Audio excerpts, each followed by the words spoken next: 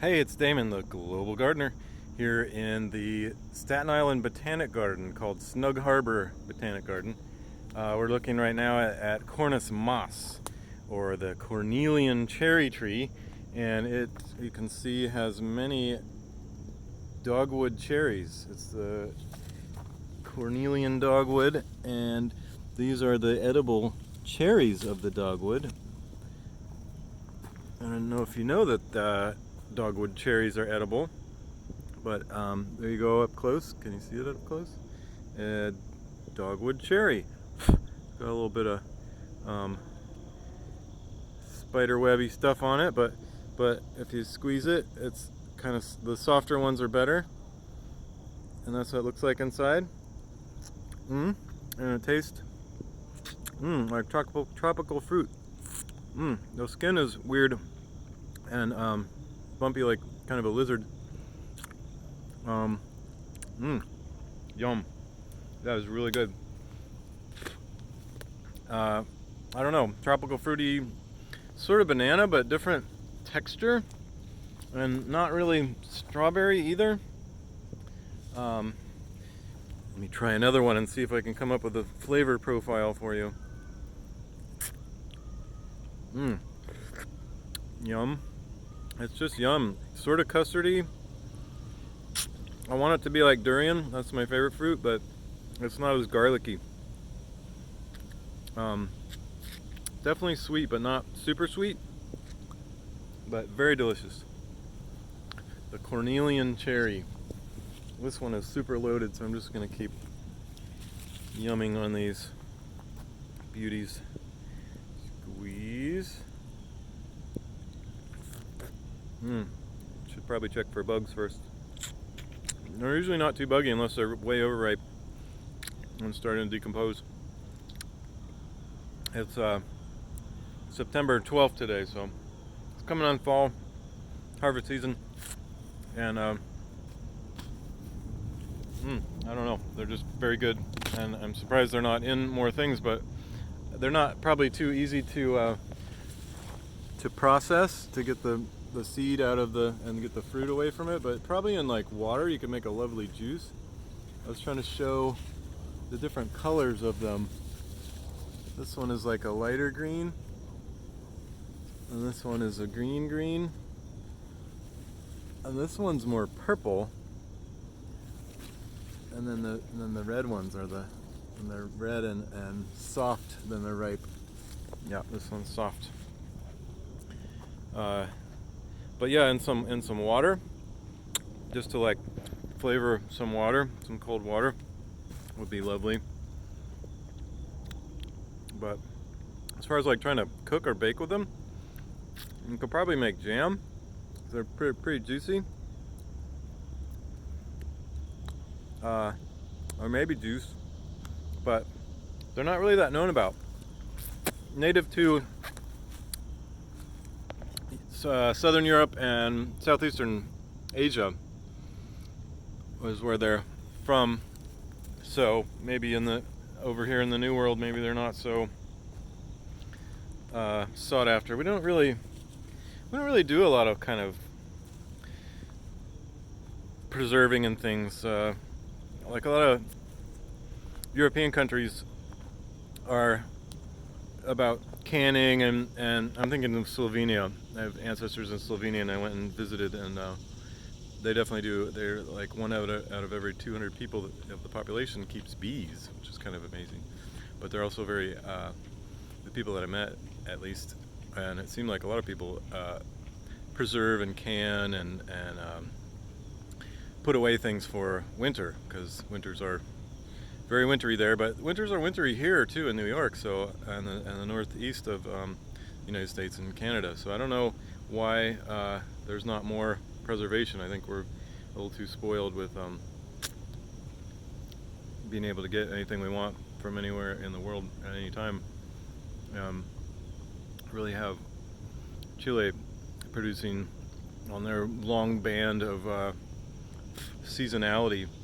They can pretty much produce anything, and we can ship it in quite easily, so we can have strawberries in or even just get them frozen at any point of the year.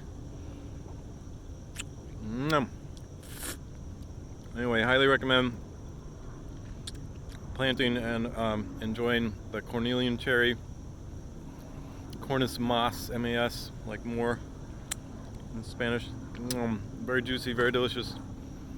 And I think they don't produce. I think the fruits ripen over a period of time, because I can see them from even not quite developed here.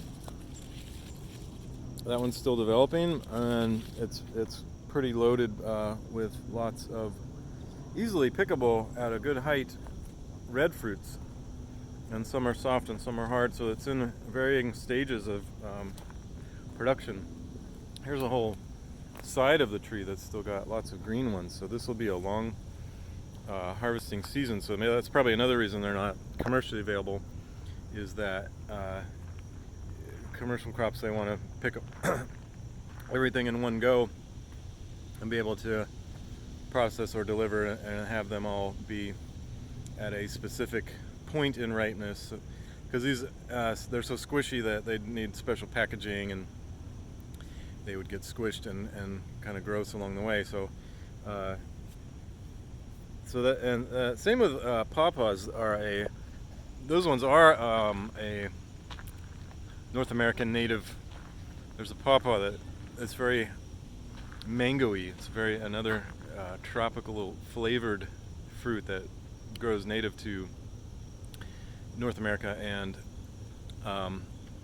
is very squishy and doesn't ripen all at the same time. So that one is becoming popular, but more with, like, I don't know, the wild crafting crowd and probably backyard gardeners that want fancy things. But as far as commercial production, there's people that have tried it, and it just doesn't really, it's slow going, partly because there's not a lot of uptake of usage of how to utilize them. Like I said, unless you really do want to can them or preserve them and or cook with them in some special way, there's not like pawpaw flavored Pop-Tarts or something, which people they're not familiar with it, so they wouldn't know the flavor yet. So it's still, even though it's been like 400 years of settlers and whatnot, it's still not a well known enough or sought after flavor. It's strange to me, but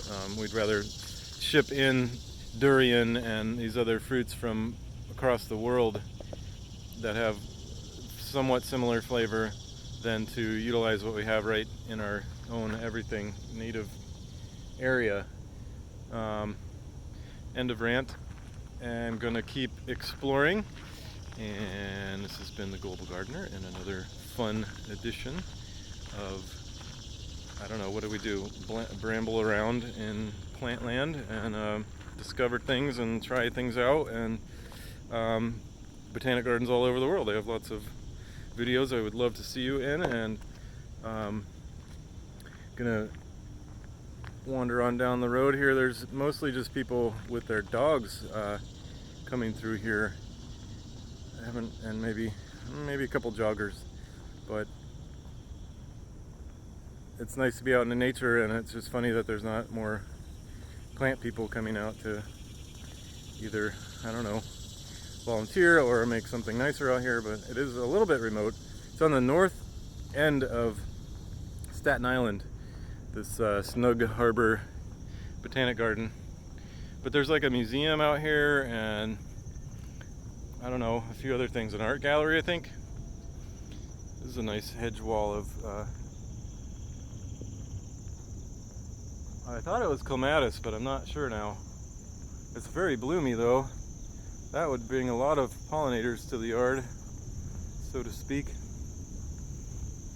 It's brambling over this Texas, the yew tree, which don't eat the berries, but people that have eaten the berries are the fruit is edible, but the seed is poisonous.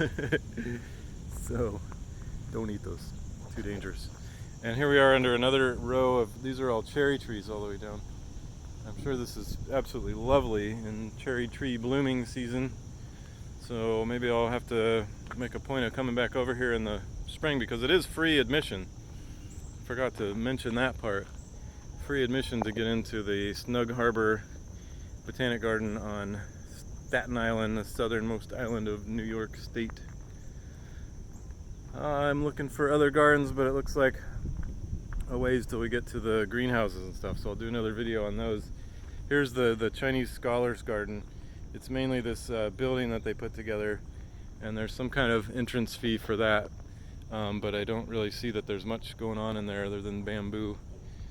But they hand built the whole gazebo-y thing, or however you say gazebo in Chinese. So anyway, see you in the next video.